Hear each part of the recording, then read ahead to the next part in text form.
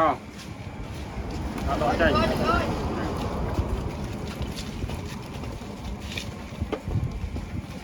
Kho tiệt.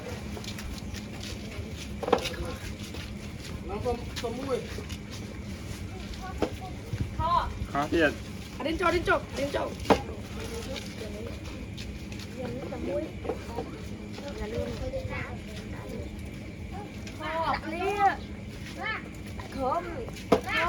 Kho. Ông mấy coi tá. Tớ coi. Kho.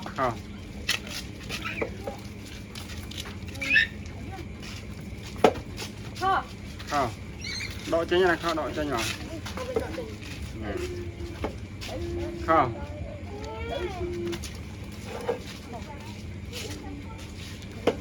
Kho.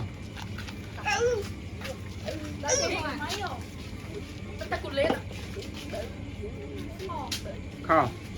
Nó ăn tất cả mà đặt mấy tất cả mà nói đặt như này. Đặt muốn đi đặt đây nè. Đây nè. Kho tiệt. Độ chanh độ. Mày coi đặt thôi. Nó phải đặt nữa. Đặt nữa nè. Rồi. Rồi. Yeah.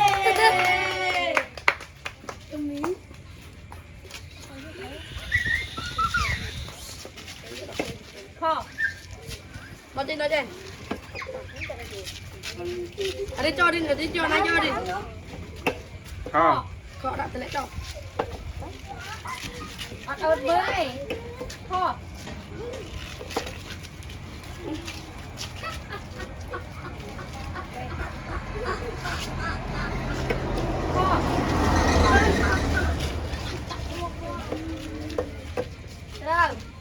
Rồi.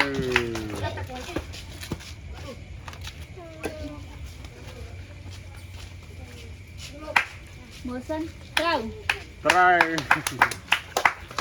Yeah. Ba thằng đâu, Đi nào. Kho. Đặt trên nó. Cầm mưa này. Ôi đàn ăn tao. Mày thả. Hammer, try out. Try. Mày giống. Rồi giờ nó ngâu.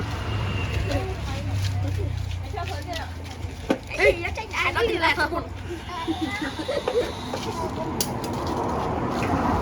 Kho.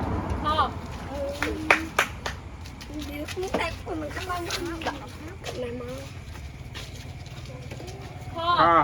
Ê nè. Rồi. Rồi. Làm mũi tiết đấy. Đặt năng mót cho lấy.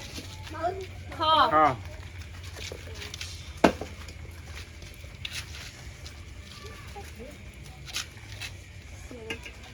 Kho. Cô ban lên cái tải đó.